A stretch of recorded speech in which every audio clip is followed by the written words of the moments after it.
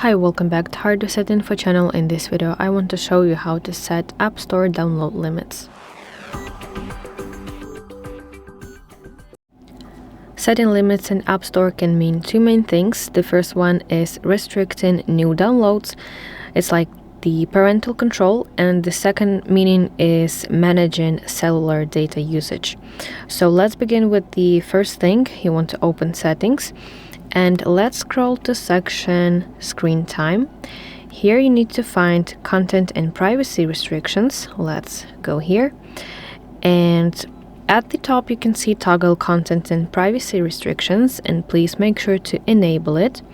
Now let's tap section App Installation and Purchases.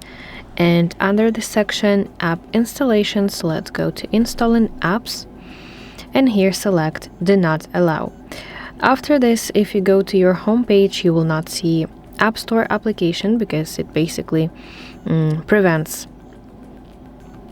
this icon to appear on your home screen, and as well it will prevent any get actions.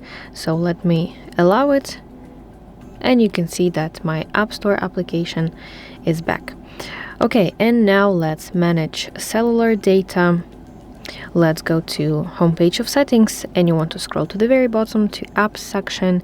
Here, of course, tap on App Store, and let's go to section cellular data. Yes, but you need to enable mobile data, of course, if it's enabled.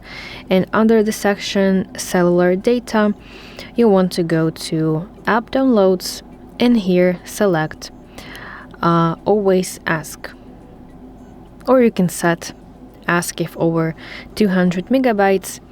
That gives you a warning before downloading large applications. But if you select always ask, it will require your permission for every single download on cellular data. So that is basically how you can set App Store download limits, and I really hope that this video helps you.